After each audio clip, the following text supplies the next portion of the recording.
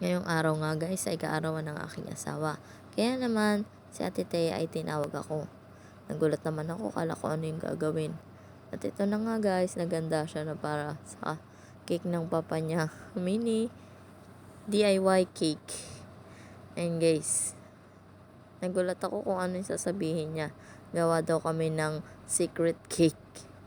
Kahit na nandyan lang siya sa likod. At ayan na nga guys, nagumpisa na nga kaming gumawa. Kumuha na nga siya ng plato at yung syrup na strawberry.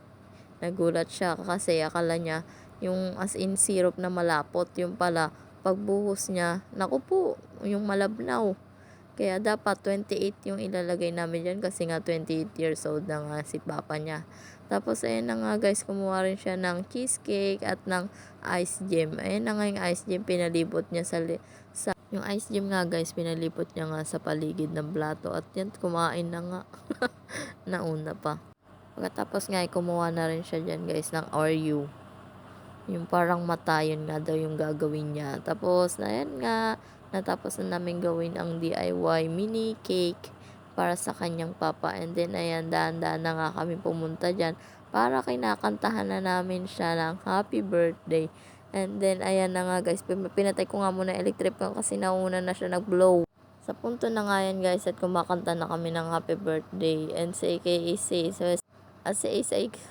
sorry guys, tatawa ko't na nabubulol.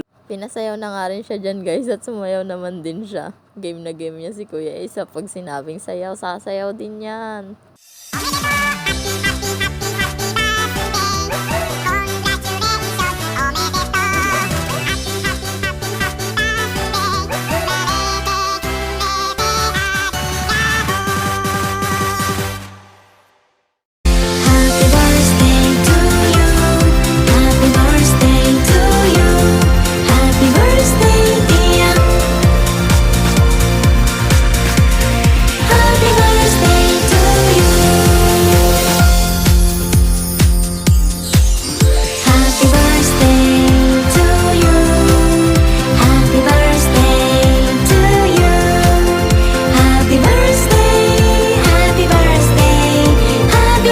Thank you for watching. See you on my next vlog.